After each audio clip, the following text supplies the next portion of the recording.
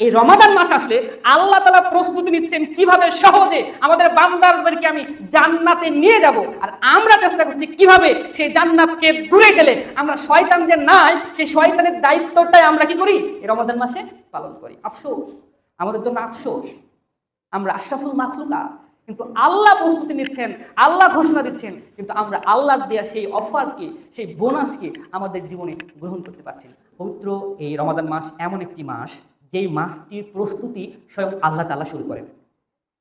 কি করেন? স্বয়ং আল্লাহ তাআলা শুরু করেন।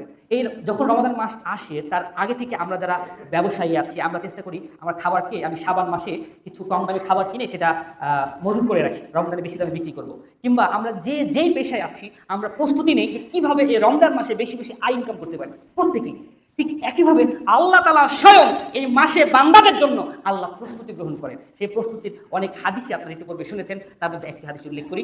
হাদিসটি বুখারী শরীফের 1899 নম্বর হাদিস। হাদিসটি হযরত আবু হুরায়রা রাদিয়াল্লাহু তাআলা আনহু থেকে বর্ণিত। তিনি বলছেন রাসূল সাল্লাল্লাহু আলাইহি ওয়াসাল্লাম বলেছেন, ইযা দাখালা শাহরু রমাদান, যখন রমাদান মাস আসে, যখন রমাদান মাস প্রবেশ করে, ফুতিহাত আবওয়াবুস সামা, আল্লাহ তাআলা আকাশের দরজাগুলো খুলে সমস্ত মানব জাতিকে ওয়েলকাম করেন। রমজান মাসে তোমাদের জন্য এই আকাশের দরজাগুলো খুলে দেওয়া হলো।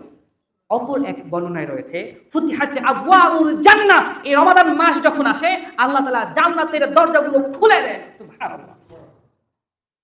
এরপরে আল্লাহ বলছেন যে ওয়াগুল্লিকাত আবওয়াবুল জাহিম, আর এই হাদিসে বলা হয়েছে ওয়াগুল্লিকাত আবওয়াবুল জাহান্নাম।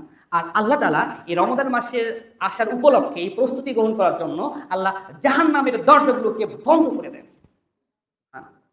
শুধু কি তাই, এরপরে অসুলসিলাতি শায়াতিন, আর এই রমাদান মাস উপলক্ষে আল্লাহ শয়তানকে শিকলে বন্দী করে দেন। ওপরে হাদিসে রয়েছে যে ওয়া সুলসিলাতি ফিহি শায়াতিন, অর্থাৎ শয়তানকে জাহান্নামে শিকলে বন্দী করা হয়। দেখুন রমাদান মাস উপলক্ষে আমাদের জন্য, কাদের জন্য?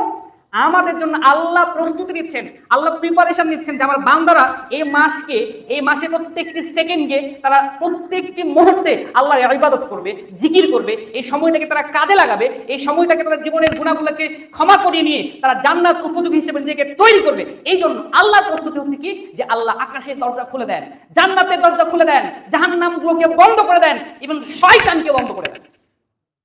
কিন্তু আমরা কি করি? আমরা 180 ডিগ্রি অ্যাঙ্গেলে ঠিক এর উল্টোটা করি। আমরা রমজান যখন শুনি যে সামনে রমজান মাস আসছে, তাহলে যারা নিত্য প্রয়োজনীয় দ্রব্য বিক্রি করেন, কাঁচামাল বা যেগুলো প্রয়োজনীয়, তারা মজুত করা শুরু করেন যে রমজান মাস পড়লে দাম বাড়া শুরু করবে। আর যারা পোশাক আশাক বিক্রয় করেন তারা চিন্তা করেন যে ঠিক আছে আমি 2 মাস আগেই কিছু প্রোডাক্ট আমার দোকানে আমি মজুত করে দেই যাতে রমজানে আসলে আমি উচ্চ মূল্যে বিক্রি করতে পারি। একইভাবে রমজানের ঠিক শেষের দিকে যারা পরিবহন নিয়ে কাজ করেন, যারা গাড়ি ঘোড়া নিয়ে ব্যবসা করেন, তারা কি করেন? ভাড়া দ্বিগুণেরও বেশি করে ফেলেন। অর্থাৎ এই রমাদান মাস আসলে আল্লাহ তাআলা প্রস্তুতি নিচ্ছেন কিভাবে সহজে আমাদের বান্দাদেরকে আমি জান্নাতে নিয়ে যাব, আর আমরা চেষ্টা করছি কিভাবে সেই জান্নাতকে দূরে ঠেলে আমরা শয়তান যে নাই সেই শয়তানের দায়িত্বটাই আমরা কি করি এই রমাদান মাসে পালন করি। আফসোস, আমাদের জন্য আফসোস, আমরা আশরাফুল মাখলুকাত, কিন্তু আল্লাহ প্রস্তুতি নিচ্ছেন, আল্লাহ ঘোষণা দিচ্ছেন, কিন্তু আমরা আল্লাহর দেয়া সেই অফারকে, সেই বোনাসকে আমাদের জীবনে গ্রহণ করতে পারছি না। আসুন না, আল্লাহ তাআলা যেমন আমাদের ক্ষমা করার জন্য প্রস্তুতি গ্রহণ করছেন, আপনারা নিজেরা আল্লাহর দিকে একটু এগিয়ে আসুন।